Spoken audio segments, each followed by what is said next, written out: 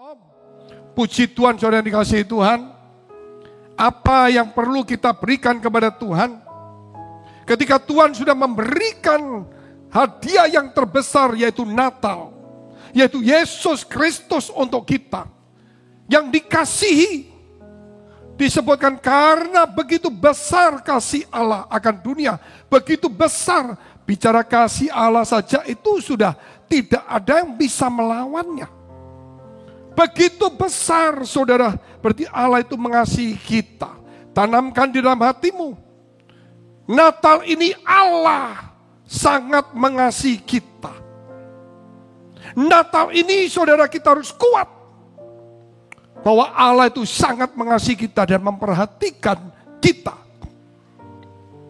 Sehingga pada Natal ini, saudara, Allah telah memberikan hadiah, yaitu Yesus Kristus. Apa yang kita memberikan kepada Tuhan selain ucapan syukur, yaitu hidup kita kepada Tuhan, hati kita untuk menjadi rumah Tuhan. Bahkan mungkin dalam situasi sulit ini, kita menjadi tangan-tangan Tuhan, menjadi mata-mata Tuhan untuk menolong gereja, jemaat, khususnya melalui diakonia Natal ini. Dalam situasi sulit, saudara, bukan semakin kita kendor. Kita harus tunjukkan kalau Roh Kudus, kalau Tuhan itu berkuasa. Tidak ada yang mustahil bagi orang percaya. Walaupun situasi sulit, mungkin kita mengalami sulit, tetapi apa yang kita bisa berikan untuk Tuhan juga sesama. Harus lebih baik daripada pada saat-saat yang lalu. Itu menunjukkan bahwa Tuhan itu Maha Kuasa. Kalau saudara kuat, saudara mampu, saudara baik-baik, menolong orang, membantu itu mudah. Justru situasi sulit ini kita bisa membantu. Itulah menunjukkan bahwa kita anak-anak Allah. Jangan lagi ada orang-orang di gereja dalam situasi sulit ini. Dia pergi ke tempat A, ke tempat B, ke tempat C. Hanya untuk cari orang-orang. Ini anaknya ini bos ini anaknya ini. Aku tak kesana saja supaya kenalan. Saudara berpengharapan kepada dunia, bukan kepada Tuhan. Ini adalah ujian iman melalui pandemi ini. Apakah kita berharap kepada Tuhan? Ataukah kita bergerak menurut kita sendiri? Seperti Yunus pindah tempat. Ataukah saudara mau pergi ke tempat di mana Tuhan telah tentukan untuk kita? Ishak dalam situasi sulit, dia mau pergi ke Mesir. Tapi Allah menahannya. Dan pada waktu yang sulit itu, justru Allah memberkati, memakai Ishak luar biasa sekali. Jadi di sini saudara yang dikasihi Tuhan, ingat sadar, kita adalah anak-anak Allah. Saya Pak Pendeta, maaf Pak Pendeta, saya nggak ke gereja karena saya diundang di lapangan golf. Diundang di meeting pernikahan ini, itu anaknya si A, itu bos si B, itu si C. Maaf Pak Pendeta, komsel saya mau pindah dulu di perkumpulan arisan atau di tempat ini. Karena ada si A, si B, si C. Anaknya ini berarti saudara meremehkan diri saudara sebagai anak-anak Allah. Allah telah mengaruniakan kepada kita anak-anak Allah. Tetapi saudara tidak memakai atribut itu. Mungkin atribut dipakai, tetapi saudara tidak memakai otoritasnya. Inilah kebenaran yang hilang di tengah-tengah gereja, yang harus kita temukan kembali dalam hidup kita. Walaupun di sana ada orang yang besar, di sana ada anaknya orang yang ternama, mungkin dia ada orang terkaya di dunia, orang paling berkuasa di sini, orang itu mungkin bisa membuat kita bisa terkenal. Tetapi kita lupa kita anak-anak Allah. Itu yang terjadi di gereja. Dan itu satu kenyataan. Kita tidak bertumbuh bersama Tuhan. Kita di gereja, tapi pikiran kita mengandalkan dunia. Kita berkata itu hikmat, Pak. Betul. Hikmat dunia. Tapi saudara harus yakin dalam dirimu. Itulah iman. Seperti Abraham juga, bapak orang percaya. Dalam situasi sulit ini, Saya ajak supaya saudara tetap tinggal. Saya mendengar berita kiri kanan. Saya mendengar keluhan-keluhan banyak teman, termasuk gereja lain. Saya sendiri mengalami kesulitan yang sepertinya, betul sini, ngedemu ini, andalkan ini. Tapi saya mau tetap percaya. Ini ujian. Saya anak Allah. Bukan saya cari anaknya si A, anaknya si B, anaknya pengusaha besar. Shh, jangan pergi ke sini dulu. Di sini, di sana ada 5 orang, top-top semuanya. Anak si A si B, supaya kumpul, supaya online mulaku. Saudara, sadar kita anak Allah. Kita akan dipelihara oleh Tuhan. Tanaman itu harus berbuah. Mau dimakan orang, mau dilihat orang, saudara. Ketika tidak dilihat orang, lebih baik aku gak berbuah deh. Satu aja, capek aku. Tapi yang tetap berbuah. Mau gak dimakan orang, mau gak diambil orang, dia tetap jatuh. Buang, besok tumbuh lagi. 10 tahun tidak ada orang yang memakan buahnya dia tetap buah. Itulah orang Kristen. Dan tanaman tidak ada yang jalan sendiri, kecuali dipindahkan oleh Bapa di surga. Tapi kita tanaman berbuah pun enggak, saudara. Bahkan kita bukan dipindahkan Tuhan, jalan sendiri, jadi bukan tanaman. Firman Tuhan berkata, saudara, kita ditanam di halaman rumah Allah. Tapi kita akan bertumbuh itu. Percaya, Daniel begitu hebat. Nebukadnezar suatu hari hilang, Daniel tetap ada. Anaknya juga kemudian saudara hilang, Daniel tetap ada. Darius muncul, Daniel tetap ada. Walaupun singa itu mencoba untuk mengecilkan nyali daripada Daniel, Daniel tetap kuat juga. Karena dia mengandalkan Tuhan. Oleh karena itu semangat Natal ini, bahkan saudara, miracle of Christmas, bukan hanya semangat lagi, tetapi keajaiban Natal ini melalui diri kita, saudara. Kita ini saudara, kalau saya melihat hidup kita ini sudah ajaib. Terlalu ajaib Tuhan buat ini. Coba kalau saudara diciptakan bukan sebagai manusia.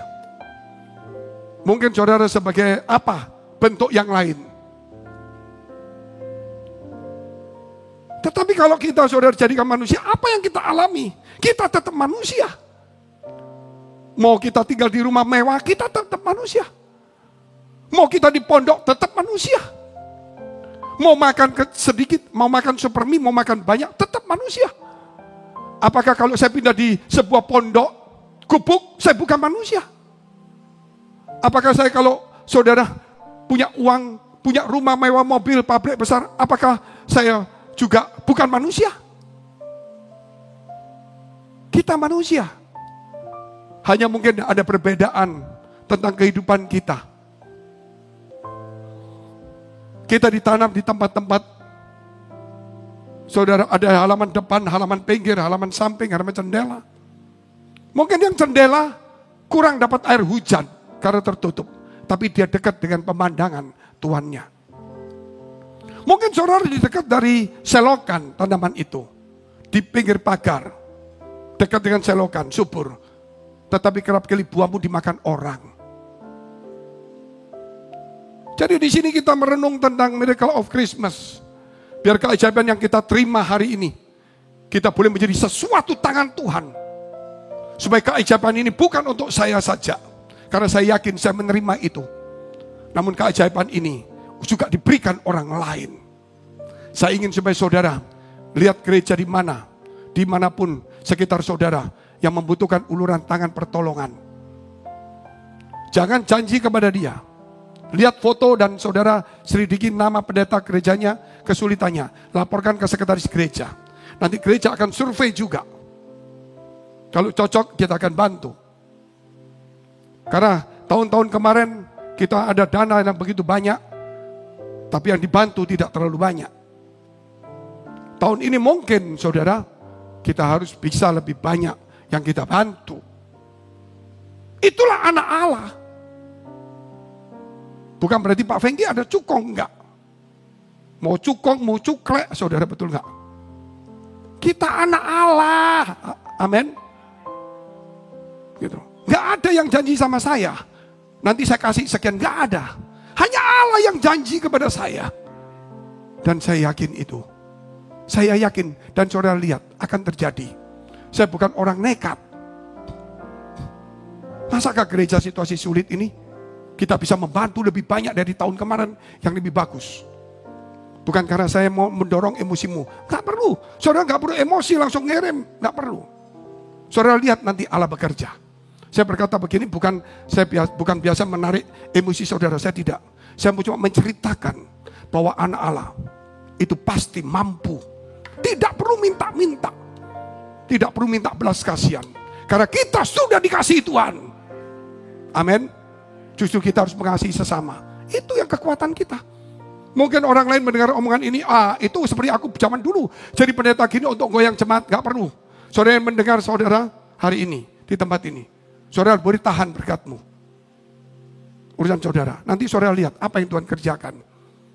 Tuhan bisa kirim, tikap-tikap lagi terbuka. Berapa banyak yang Tuhan, saudara yang mau bantu. Saya tahu semuanya. Tetapi saya yakin dengan Tuhan saya. Dengan cara lain. Dia akan memberkati gereja-gereja. Bukan gereja saya. Saya merasa sudah diberkati. Dalam situasi sulit ini. Saya melihat saudara saya yang belum diberkati. Kalau saudara ada jemaat yang susah sekali. Ya saudara kasih tahu sekretaris gereja. Mungkin kita bisa bantu sedikit-sedikit. Jangan sampai ada orang yang kos gak bisa bayar. Minimal kita bisa bayar kosnya 1 bulan lah. Tapi kalau kosnya di Hotel Fasa, saudara tinggal di rumah saya pindah di sana aja. Kita lihat terus saudara, yaitu tentang Miracle of Christmas atau Spirit of Christmas, yaitu suami yang visioner. Tadi pagi saya bicara tentang istri yang visioner. Kita baca Matius pasal 1 ayat 18 dan 19. Pria yang tulus.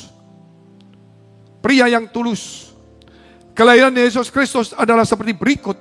Pada waktu Maria ibunya bertunangan dengan Yusuf, ternyata ia mengandung dari Roh Kudus. Sebelum mereka hidup sebagai suami istri. Belum jadi suami, belum jadi istri. Boleh dikatakan Maria itu ketika malaikat Gabriel datang masih gadis. Yusuf itu juga masih, saudara, belum menikah. Boleh dikatakan ini, saudara, anak-anak muda. Bukan pasangan yang sudah lama. Sehingga kalau saya berkata pria yang tulus, bukan bicara seorang suami. Tetapi ini bicara seorang pria. Yang merasa pria, umur berapa? Mau SMA, mau SMP. Karena ketulusan itu bukan nanti kalau saya menikah. Ketulusan itu dikerjakan mulai sekarang. Seorang yang tulus. Kita lihat ayat 19. Karena Yusuf suaminya seorang yang tulus hati. Dan tidak mau mencemarkan nama istrinya di muka umum. Ia bermaksud menceraikannya dengan diam-diam. Orang yang tulus.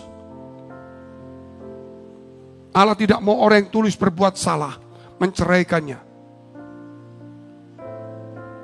Allah melihat orang yang tulus, sepelelah dia. Ada begitu banyak orang Israel yang keturunan Daud. Kenapa Yusuf si tukang kayu ini dipilih?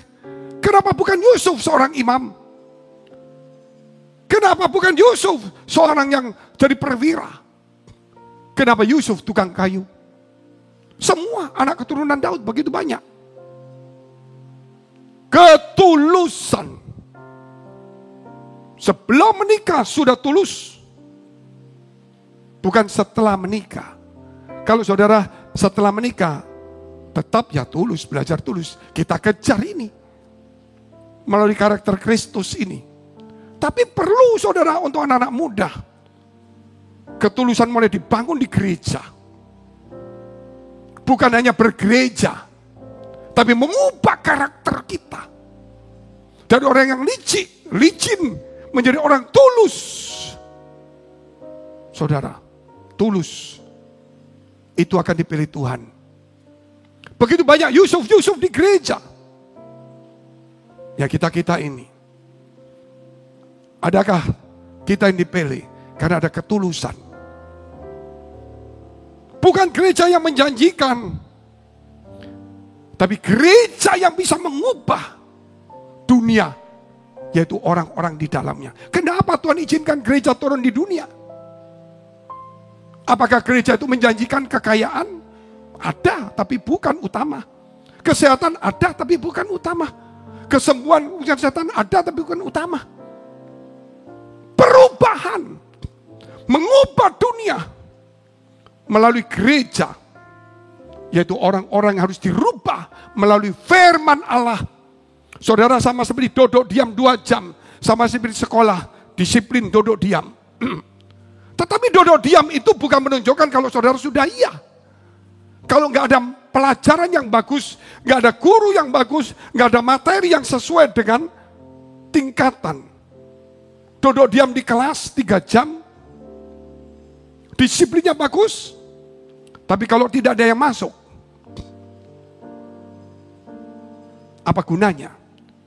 Ingat saudara, gereja ditaruh ini untuk mengubah dunia. Dunia yang sudah gelap menjadi terang. Jangan sampai gereja saudara menjadi gelap. Gereja kita terang, lampunya terang, Natal terang. Hati kita yang gelap, pikiran kita yang gelap. Kenapa saudara? Tidak ada ketulusan. Ikut Yesus tidak berani berkorban. Harus ada ketulusan. Saya tidak menantang saudara berkorban. Tapi kalau saudara yakin Tuhan menolong saudara, hidupmu penuh dengan ucapan syukur.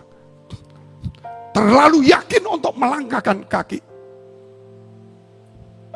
Seperti Samuel dengan yakin melangkahkan kaki, memberkati Saul orang biasa menjadi raja.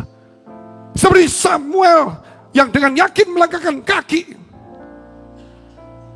memindahkan Saul, menolak Saul, dan menjadikan Daud sebagai raja. Samuel bukan raja, tapi dia yang mengurapinya. Kita bukan orang besar, tetapi kita dipakai untuk membuat orang menjadi orang besar. Amin. Oleh karena itu gereja saudara harus bisa mengubah dunia ini. Bukan pribadi saudara, bukan hanya ekonominya. Tetapi saudara, kita harus berubah total. Karakter kita harus berubah. Yang licik, saudara, yang perhitungan, yang kikir. Saya lihat semakin banyak orang punya uang, semakin menghitung. Saya juga mikir seperti itu. Saya juga, saudara, kadang seperti itu, kadang-kadang mikir. Kenapa? Karena semakin banyak uang, saya semakin ngitung. Kalau tidak ada uang, apa yang dihitung? Hutang, tidak berani ngitung kita. Kalau kita diberkati, saudara, jangan menjadi kekir, bukan berarti royal. Karakter kita harus bermurah hati, bukan royal, bukan kikir. Karakter kita harus setia kepada Tuhan ketika diberkati, bukan sibuk, saudara. Karakter kita harus menjadi rendah hati ketika diberkati, bukan menjadi sombong, arogan. Karakter kita menjadi taat kepada firman Allah ketika kita dipakai diberkati, bukan memberontak firman Allah. Itu kita mengubah. Di mana kita mulai sekolah minggu di gereja, kita nggak ngerti apa-apa. Sampai kita mungkin jadi profesor, mungkin jadi pengusaha besar, dosen ataupun apapun juga. Ingat saudara, kalau Saul pernah ditolak, jangan sampai kita ditolak. Kita harus tetap tinggal. Oleh sebab itu ketulusan itu sangat penting sekali.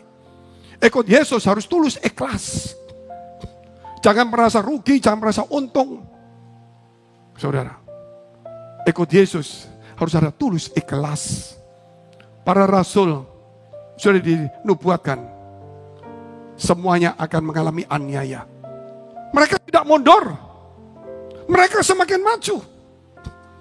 Tapi zaman sekarang saudara, penganiayaan sudah berkurang. Ingat ketika saudara Paulus ada di Korintus dan sebagainya, dia mulai mikir ini gimana caranya. Tapi Tuhan berkata apa? Jangan takut, sebab umatku banyak di tempat itu. Tetap lakukanlah, karena banyak umatnya. Dan Tuhan meluputkan dia. Apalagi zaman sekarang sudah terlalu banyak orang Kristen. Jadi jangan takut sama seperti saudara akan dianiaya berat-berat itu. Justru kita dipakai Tuhan untuk memberkati orang lain melalui talenta yang kita kembangkan. Ketulusan. Semua yang kita kerjakan kalau nggak tulus nggak bisa. Saudara lihat Bileam itu,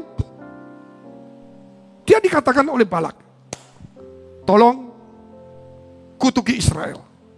Karena apa yang kamu ucapkan akan terjadi. Ini Bileam, aku kasih uang, dia pergi. Balak, jangan ngatur saya ya. Uangmu saya ambil, tapi apa yang Tuhan ngomong, saya ngomong. Ketika dia sampai di Israel, Tuhan ngomong, jangan kutuki, berkati. Dia berkati. Balak kamu, lu kok sampai begini? Loh, aku kan ngomong, sekarang kutuki lagi, tak kasih duit kamu. Iya, apa yang Tuhan ngomong loh. Ternyata Tuhan ngomong berkati. Sampai ketiga kali. Bileam melakukan apa yang Tuhan ngomong, bukan tidak loh. Tapi Bileam dilempar oleh Tuhan. Kalau saudara membaca kitab selanjutnya dan perjanjian baru, dia bukan tidak melakukan apa kata Tuhan. Tidak ada ketulusan. Dia melakukan apa yang Tuhan ngomong, hatinya ini tidak tulus. Saya terpaksa melayani, mungkin begitu saudara. Mungkin saudara terpaksa berkhotbah, bagus. Apa yang Tuhan ngomong, saya ngomong. Mungkin ketidaktulusan itu ada pada kita. Kita perlu hari ini belajar ketulusan. Sebagai seorang suami, seorang pemuda belajar tulus. Masih belum menikah, sama mama papanya tulus. Saudara, nanti saudara dapat gaji, dapat uang, saudara simpan. Ngomong sama papa mamanya sedikit. Karena saudara mau sumbangkan gereja. Apakah boleh seperti itu? Tidak. Saudara, tidak. Kalau mamamu ngasih kamu belanja, kamu boleh kamu kurangi makanmu, kamu kasih gereja boleh. Tapi kalau kamu dapat kerjaan, bantu orang tuamu sebelum kamu menikah. Gereja urusan gereja.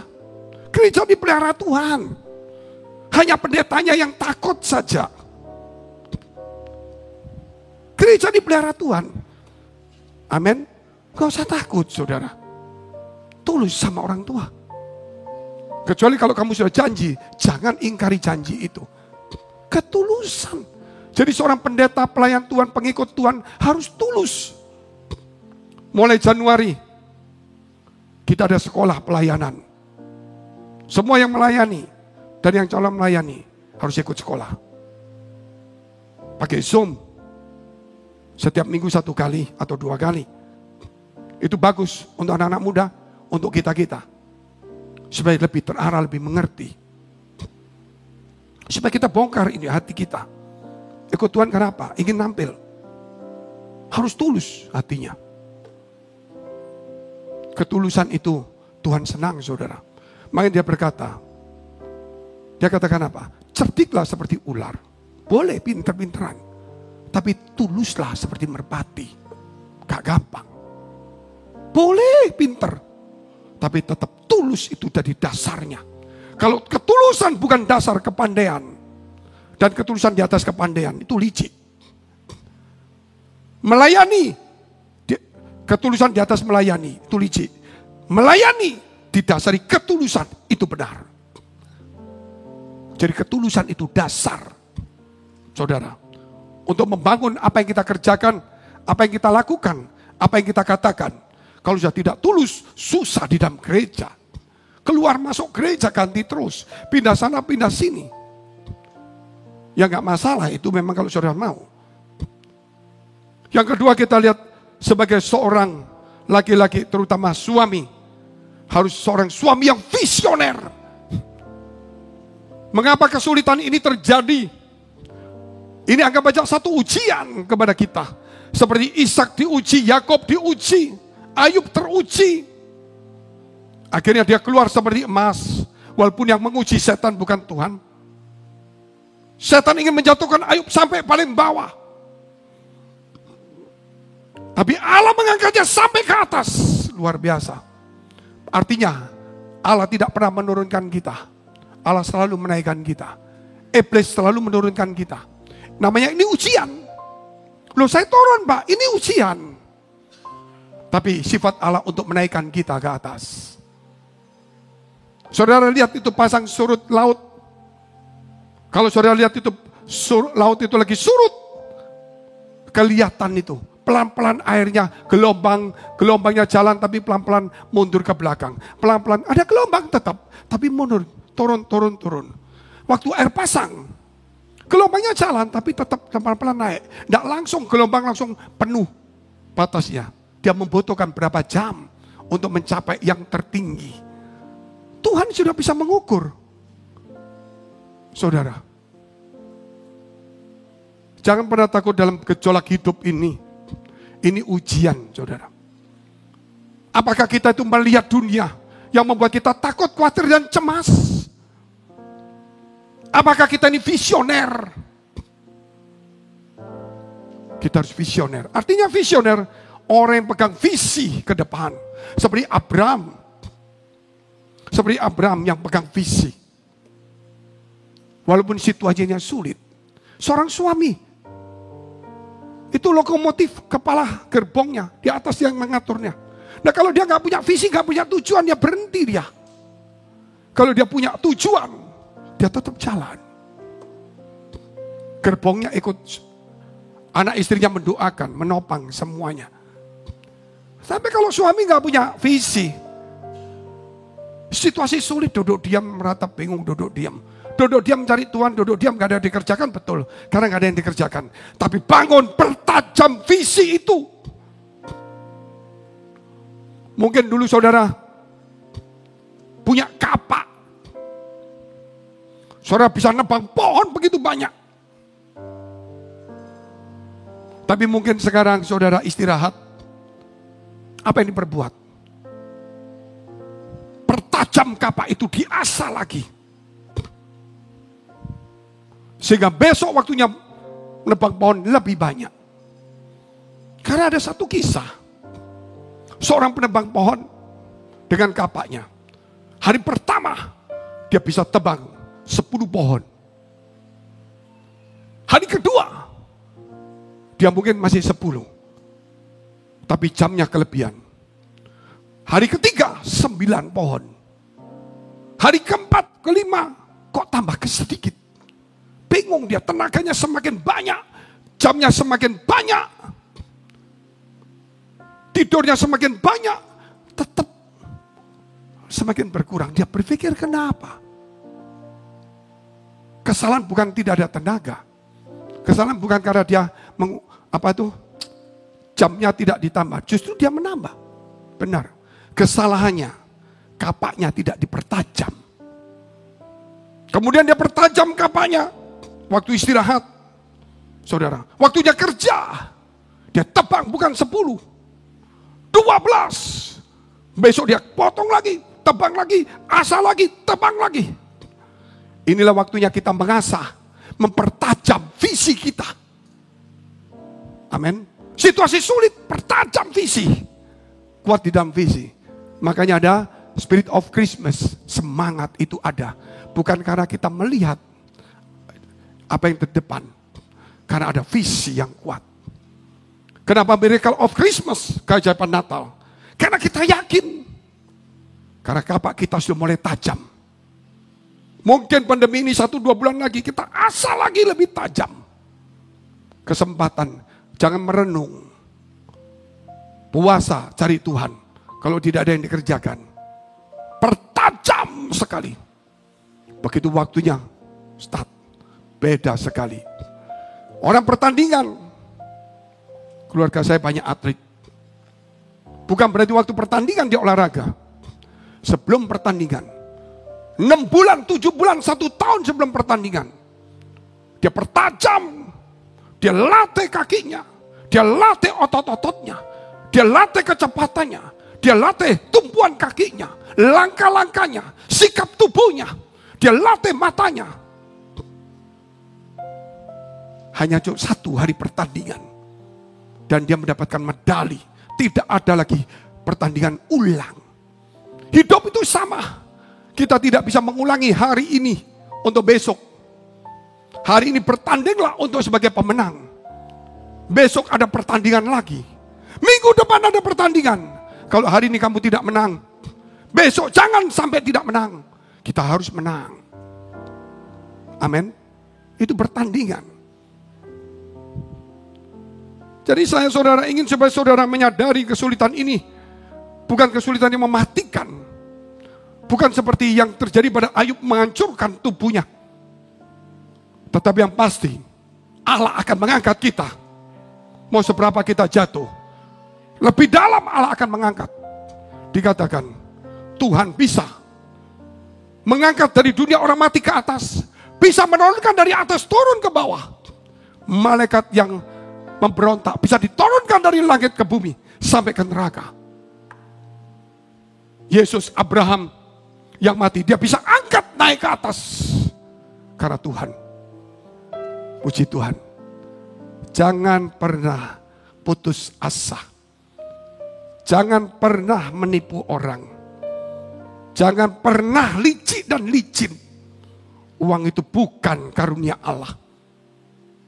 Tetapi belajar tulus sampai Allah menolong kita.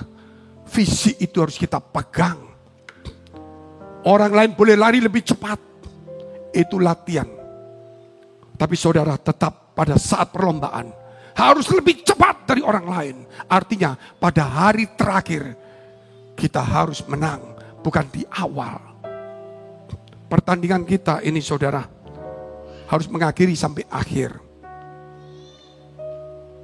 Saya sudah melihat Matius pasal 1 ayat 20 sampai dengan 24. Suami yang visioner. Tetapi ketika ia mempertimbangkan maksud itu, yaitu Yusuf, malaikat Tuhan nampak kepadanya dalam mimpi dan berkata, Yusuf, ini Yusuf ayahnya Yesus, ayah angkatnya Yesus ya. Bukan Yusuf di zamannya anaknya Yakub. Anak Daud, berarti saudara lihat, dari keturunan Daud. Kalau Yusuf itu, Daud sebelum ada. Dia nenek moyangnya, Daud mungkin. Janganlah engkau takut mengambil Maria sebagai istrimu. Sebab anak yang di dalam kandungannya adalah dari Roh Kudus. Ia akan melahirkan anak laki-laki dan kau akan menamakan dia Yesus. Karena dialah yang akan menyelamatkan umatnya dari dosa mereka. Hal itu terjadi supaya genaplah yang difirmankan Tuhan oleh Nabi. Sesungguhnya anak darah itu akan mengandung dan melahirkan seorang anak laki-laki. Dan mereka akan menamakan dia Immanuel. Yang berarti Allah menyertai kita. Yesus itulah Allah yang menyertai kita. Sesudah bangun dari tidurnya, Yusuf berbuat seperti yang diperintahkan malaikat Tuhan itu kepadanya. Ia mengambil Maria sebagai istrinya. Visioner. Orang kalau tidak visioner sulit untuk melakukan ini.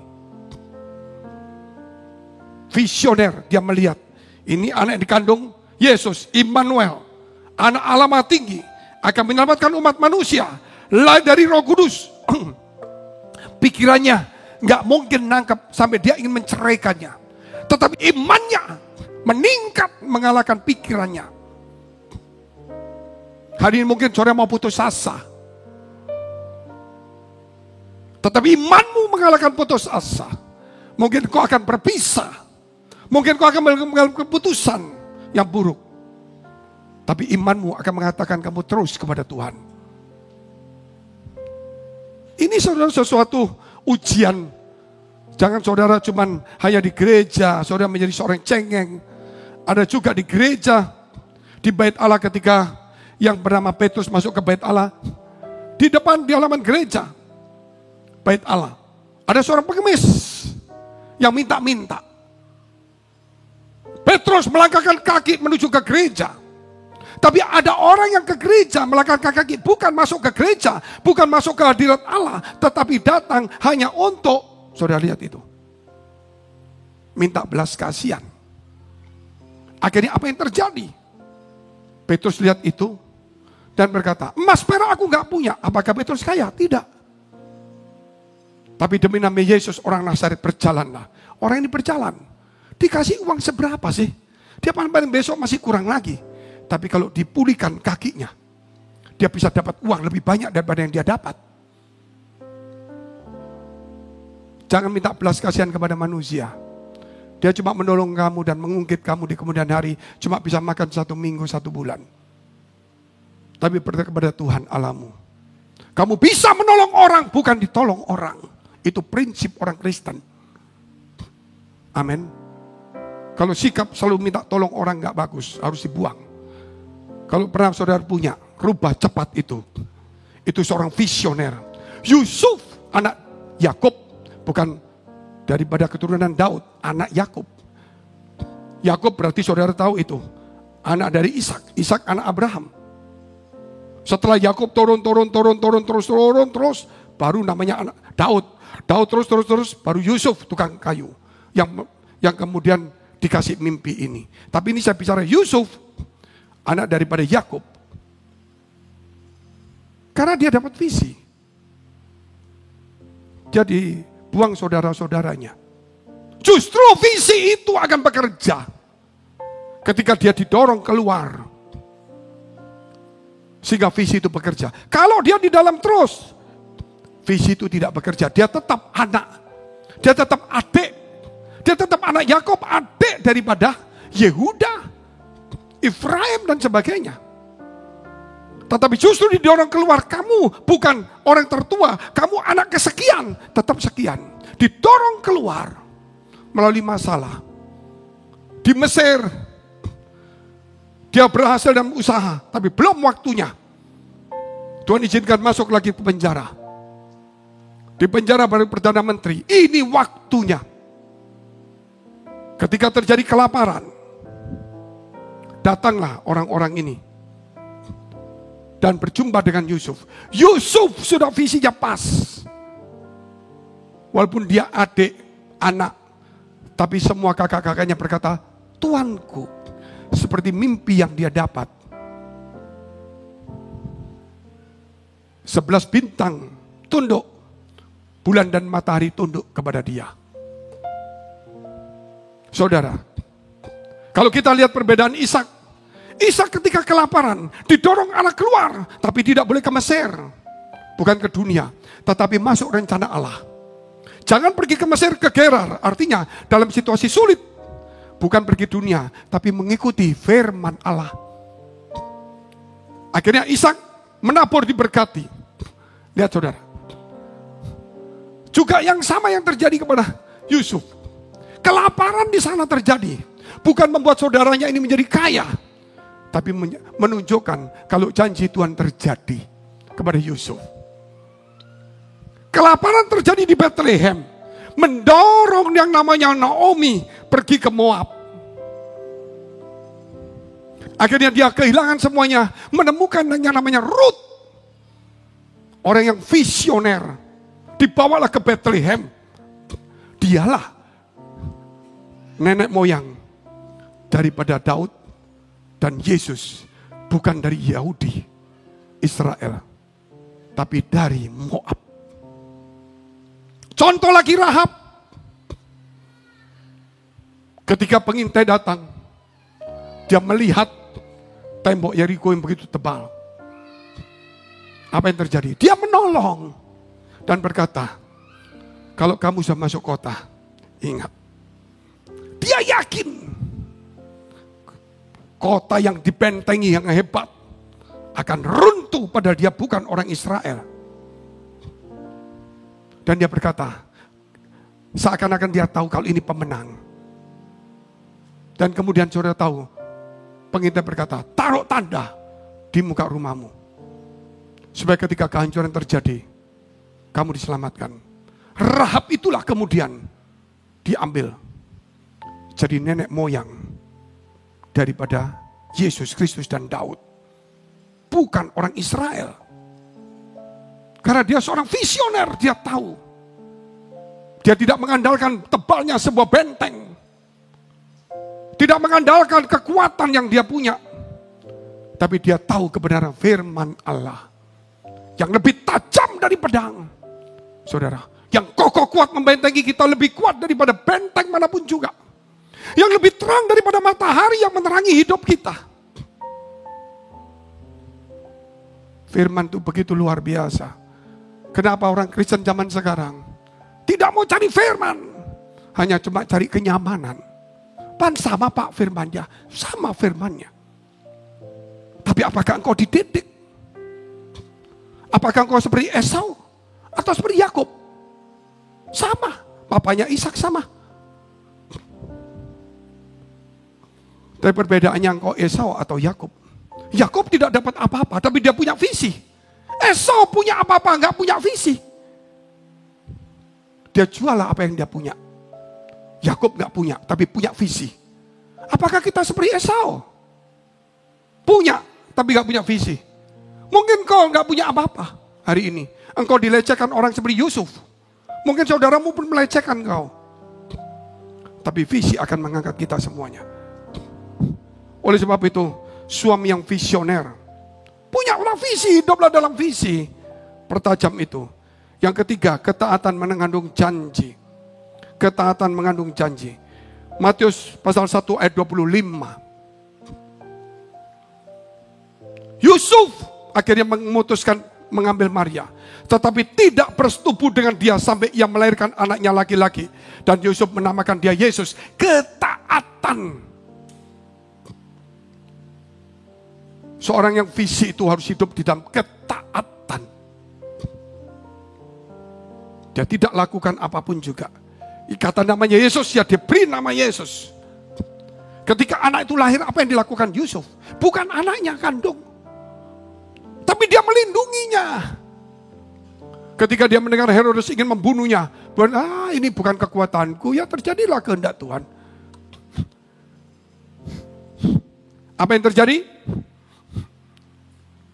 Dikasih mimpi, pergi ke Mesir. Dia pergi ke Mesir. Di Mesir saudara lihat, dia melindungi anak itu lebih seperti anak kandungnya. Karena firman Allah. Dari kuasa satu ke kuasa satu. Saya mempelajari itu gambarannya. Kemana saja Yusuf sama Maria membawa Yesus selama 3 tahun lebih. Sampai Herodes itu mati. Pindah tempat sampai ke gua ini, pindah gua ini. Dia takut kalau dikejar-kejar. Karena Herodes itu seorang gubernur raja kecil di kerajaan Romawi. Dia pasti punya kenalan juga gubernur raja kecil yang di Mesir yang di bawah Romawi. Dia pasti bisa minta pasukannya untuk ke sana mencari orang yang dicarinya dia. Dia pindah. Luar biasa. Kita mencintai anak kandung kita lah. Betul kan? Nggak ada yang enggak lah. Tapi saudara bisa enggak mencintai gereja sesama kita seperti diri kita sendiri? Yesus sedang dititipkan di antara saudara dan saya. Saudara tidak bisa mencintai saya tidak bisa mencintai saudara seperti anak kandung. Tapi saya bisa mengasihi saudara. Bukan sebagai saudara sendiri. Tetapi karena Yesus yang ada di dalam saudara. Yang saya kasih yang tidak kelihatan. Tapi yang nampak dalam diri saudara. Yang mungkin semakin tua, semakin sakit. Taat mengandung janji. Abraham, dia taat. Dia tinggalkan kenyamanannya. Dia menuju satu negeri yang dijanjikan. Makanya dia berkata, Yesus berkata kepada orang kaya itu, jualah hartamu, ikutlah aku. Nggak bisa. Karena dia tidak meninggalkan dunianya dia. Dia tidak mau pergi ke satu negeri yang dijanjikan Allah. Tapi kita tidak perlu seperti itu. Tapi Allah sudah menjadikan ke negeri tanpa tangis, tanpa ratap. Tanpa air mata. Negeri yang mulia. Namanya surga. Kanaan surgawi. Saudara. Yunus yang tidak taat. Dapat visi tapi tidak taat. Banyak orang dapat visi. Tapi tidak taat pakai pikirannya sendiri. Ya, akhirnya dimakan ikan. Seharusnya dia goreng ikan. Mungkin gak punya minyak goreng. Jadi dia yang digoreng ikan, saudara. Saudara seperti Yunus mungkin. Saya juga seperti Yunus. Dapat visi. Tuhan Nabi Allah, pekerja pelayan Tuhan. Tapi tidak hidup dalam visi. Gereja ini punya visi. Jelas visinya. Mau rohani, mau berkat jasmani, ada semua. Tapi saudara, kerap kali saudara tidak hidup dalam visi itu. Kalau saya, dulu waktu saya masih muda, dapat gereja seperti ini, maksudnya dapat visi. Saya mau duduk diam di situ. Tapi sayangnya, Saya kadang-kadang iri sama saudara. Saya dulu di gereja tidak dididik seperti ini. Ya mendidik tapi tidak seperti ini. Tetapi justru karena tidak mendapatkan itu, saya mengejarnya. Teman-teman yang mungkin ya dapat itu cukup. Saya mengejar seperti Yakub.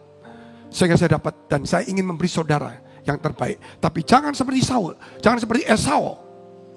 Saudara dapat tapi saudara tidak menghargai. Karena saudara diberi baik. Saudara harus belajar seperti Yakub. Harus mengejarnya. Dengan ketaatan itu. Kita sudah melihat ketaatan mengandung janji yang ketiga itu. Sekarang kita masuk bagian terakhir. Yesus perekat keluarga. Apapun yang terjadi, keluarga harus dipulihkan. Keluarga harus dipulihkan. Matius 1 ayat 18. Kelahiran Yesus Kristus adalah seperti berikut. Pada waktu Maria ibunya bertunangan dengan Yusuf, ternyata ia mengandung dari Roh Kudus sebelum mereka hidup sebagai suami istri. Yesus perekatnya. Ketika Yusuf ingin menceraikan, Allah intervensi. Karena ada Yesus di dalamnya. Katakan amin dulu. Kalau tidak ada Yesus, mungkin tuh anak kandung juga bisa bercerai. Tapi ini jelas bukan anak kandung yang harus ditolak. Yang harusnya ditinggalkan. Harus itu. Tetapi karena Yesus di dalamnya, apa yang seharusnya ditinggalkan, tidak bisa ditinggalkan. Karena ada Yesus Kristus. Katakan amin dulu. Yesus perekat keluarga. Kenapa saya tidak meninggalkan? Kenapa saya tidak berpisah? Kenapa saya tidak bercerai? Kenapa saya tidak ini? Kenapa? Karena ada Yesus di dalamnya yang membangun rumah keluargaku. Saya banyak memberkati dan saya ngomong sama teman-teman. Kalau ada pemberkatan nikah, tolong gembala-gembala, orang-orang yang senior-senior itu memberkati. Jangan sembarangan. Kalau saya ada, walaupun saya capek, sibuk sekali, jamnya pas, saya lari, saya berkati sebentar. Karena itu penting sekali. Saya mengejarnya. Tetapi saya melihat hampir 30% lebih orang yang saya berkati meninggalkan sisa 70%. Tapi itulah, saudara, saya tidak berpikir kamu tetap mau di tempatku tak berkati, enggak. Tugas saya memberkati. Mau kamu tinggalkan tidak, saya tidak peduli. Karena ada Yesus di dalam keluarga itu. Saya inginkan Yesus tinggal dalam keluarga itu. Itu saja. Saudara yang dikasihi Tuhan, kenapa kita tetap di gereja? Kenapa kita tetap mengasihi sesama kita? Kenapa kita menghormati ayah ibu kita? Kenapa kita harus tekun? Kenapa kita lakukan? Karena Yesus. Hanya satu saja alasan, karena Yesus. Kenapa saya seperti ini? Kenapa saya diomong seperti ini? Ketika saya jadi pendeta, orang sekampung saya, wah, anak pendeta, mantu pendeta. Zaman dulu, bagi kelompok saya, suku saya, jadi pendeta itu sulit. Tantangannya sangat besar. Karena kami dari daratan lain. Tetapi justru satu kampung itu jadi Kristen. Saudara, kenapa? Karena Yesus Kristus. Jikalau kamu dibenci, benci atau kehilangan keluarga, saudara, anak, istri, orang tuamu, karena Yesus, dia akan mengembalikannya. Artinya di sini, saya pertama kehilangan kepercayaan dari orang tua, keluarga, dari teman-teman kampung. Wah, Kristen, wah. Saya kehilangan sekian tahun. Tapi saya sama istri saya, setiap minggu, setelah ke gereja, saya ke rumah. Hari biasa saya ke rumah. Saya ngomongin orang-orang kampung, teman-teman mama papa saya, yang tidak bisa lancar bahasa Indonesia. Saya ngomongin mereka, wah semua. Saya kehilangan. Tetapi 10 tahun lebih berubah. Papa, mama, satu kampung jadi Kristen. Supir saya, pembantu saya, Semua hampir jadi Kristen. Yang tidak jadi Kristen hanya anjing saya. Padahal saya, saudara, belum pendeta, baru menantu. Apalagi sekarang. Saya ingin punya teman banyak. Tapi tidak ada. Teman saya dari dulu ratusan begitu banyak. Sudah habis, bukan mati. Sudah jadi Kristen semuanya. Saya bongkar-bongkar mana yang belum Kristen. Mungkin 1-2 cuma susah cari. Akhirnya teman-teman pengusaha walaupun tidak kenal, ketemu jadi Kristen. Bukan Kristennya saja. Karena ada Yesus. Saya ingin menanamkan Yesus di dalam dirinya. Bukan sebagai status Kristen. Saya lakukan, saudara. Kadang-kadang saya ingin kepada saudara, lingkunganmu di mana? Mungkin teman-teman saya, saudara, hari ini. Ikutlah. Klub.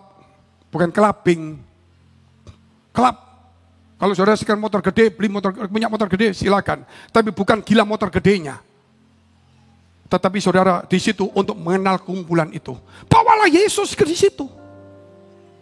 Kalau saudara gila golf atau senang golf, bukan karena saudara ingin main. Kalau sudah gila golf, lupa tentang Yesus. Bertengkar di situ. Saudara golf main, tetapi bukan gila golfnya. Bawa Yesus di tempat itu. Kalau saudara ingin sepedaan, hari ini banyak orang sepeda. Tapi bukan saudara bersaing dengan handphone yang mahal, dengan topi yang mahal, saudara. Ikut kumpul. Bawa Yesus ke sana. Amin. Kalau saudara mau ikut arisan, ikut. Tapi bukan gila supaya dapat uangnya. Supaya bukan berdoa supaya nomor kita keluar. Tapi bawa Yesus di sana. Saudara mau ikut apa? Klub mana? Klub renang. Mau apa lagi? Ikut. Tapi bukan berarti senang dengan klub itu. Tetapi untuk membawa Yesus ke tempat itu. Itu orang Kristen. Kenapa kita nggak dapat? Saya dulu, saudara, saya ikutin. Ada acara apa ini? Acara itu. Kumpulan apa ini? Pingpong. Saya ikut pingpong. Padahal mainnya nggak bisa. Setengah mati, saudara. Sampai panggil gurunya hampir mati kena saya. Ngajar 3 bulan nggak pinter-pinter. Karena pikiran saya bukan di pingpongnya. Yang penting saya bisa main, saya kenalan sama mereka. Bulu tangkis saya seumur hidup nggak bisa. Kakak saya jago-jago. Saya nggak bisa. Saya main bulu tangkis, kumpulin 34 orang di Singapura, di Jakarta. Ayo, saya main kadang-kadang sampai mereka takut nyamai saya. Tapi saya bawa mereka ke Kristen. Saya renang, saya lari, saya apa saja saya ikutin. Gitu loh. Supaya membawa mereka ke Kristen. Itu, saudara. Tapi saudara duduk diam. Jangan, saudara. Ayat yang terakhir kita lihat.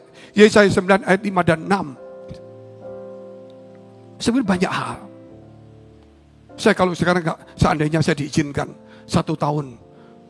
Cuma hanya khotbah, tapi jangan ngurus yang lain-lain. Saya diizinkan untuk lepas atribut pendeta, tapi tetap pendeta di sini. Tapi saya akan pakai baju biasa, saya duduk di sana, duduk di sini. Saya ikut, saudara, ikut mungkin ikut nembak. Klub nembak, saya klub berburu, saya klub apa lagi yang saya bisa. Walaupun saya tidak ingin, tapi saya akan ikut. Saya akan bawa Yesus ke sana. Persoalan begitu saya mulai ikut berburu, saudara ngomong, pendeta gila ini, kayak Esau ini. Saya kepingin tapi saya nggak bisa. Karena saya terikat pandangan-pandangan umum. Saya hanya bisa impartasi kepada saudara. Amin. Kalau saudara suruh saya nggak bisa lagi. Gimana caranya saya? Yesaya 9 ayat 5 dan 6. Ikut klub nari, ikut. Tapi bukan gila narinya. Saudara masih muda-muda ikut yang namanya apa? Yang di Korea itu apa? Hip hop atau apa, saya tidak tahu itu. Saya lihat itu di tempat-tempat tertentu, anak-anak muda, perempuan-perempuan. Saudara, saya pikir-pikir semua ikut sama dia gini-gini, walaupun laki. Satu lagi, Bapak kok ikut senam? Terus gimana? Nanti kan jadi kenalan. Kenalan, iya saya mau ikut lagi deh. Belajarin saya walaupun gak pandai. Gitu loh. Tapi lama kenalan, oh ya ayo pergi ke gereja, mau dia. Kalau kita gak datang gak bisa. Kita ini jangan jadi garpu, tahu garpu ya? Ke gereja ya, tusuk-tusuk orang aja ke gereja. Kita harus jadi sendok. Tahu ya? Kita harus menyelami dia punya. Kita harus bisa masuk dalam kumpulannya dia. Baru kita angkat dia ke gereja. Kita harus naruh Yesus di tempat itu. Bukan paham-paham saja. Tapi bawa Yesus. Makanya disebut penasihat ajaib. Ya. Apa itu namanya? Miracle of Christmas. Kita lihat dulu. Sebab seorang anak telah lahir untuk kita. Seorang putra telah diberikan untuk kita. Bahwa Yesus berikan ke orang lain. Lambang pemerintahan ada di atas baunya. Dan namanya disebutkan orang penasihat ajaib. Miracle of Christmas. Keajaiban Natal. Karena penasihat ajaib. Allah yang perkasa, Bapa yang kekal, Raja damai. Besar kekuasaannya dan damai sejahtera tidak akan berkesudahan di atas takhta Daud dan di dalam kerajaannya. Karena ia mendasarkan dan mengokohkannya dengan keadilan dan kebenaran dari sekarang sampai selama-lamanya. Kecemburuan Tuhan semesta alam akan melakukan hal ini. Penasihat ajaib apapun masalahnya, datanglah ke penasihat ajaib itu. Karena Natal ini Natal keajaiban, Natal juga. Kalau kita boleh ibadah, kita boleh kenal Tuhan, kita boleh melakukan, dan semuanya itu keajaiban. Dan nikmati keajaiban. Penasihat ajaib. Tuhan, anggur ini habis. Isi dengan air. Tuhan, kami mau mati kena taufan ombak. Berhenti. Tuhan, kami mati, di mana Engkau? Jangan takut, ini aku, jalanlah. Tuhan, anakku hampir mati, bahkan sudah mati. Nggak usah menangis. Dia bangunkan anak itu. Amin. Pengemis orang kusta. Daud anak. Yesus anak Daud. Tolong. Tunjukkan dirimu kepada imam. Ini dalam kondisi masih kusta. Orang kusta tidak boleh ketemu imam. Kalau dia sembuh, baru dia ketemu imam untuk dicek. Kusta enggak? Oh sudah sembuh, benar. Oke, dikasih surat masuk kota. Tetapi Yesus katakan, apa? Tolong sembuhkan aku, pergi ke imam, tunjukkan, ini kusta. Ketemu imam, ngapain kamu ke sini masih kusta? Kalau sembuh ke sini, ini kusta, mau dapat, mau apa? Tapi sementara dia berjalan dengan imannya, dia sudah sembuh, luar biasa enggak? Amin. Sudah sembuh. Berjalan bersama Yesus Kristus, penasihat ajaib,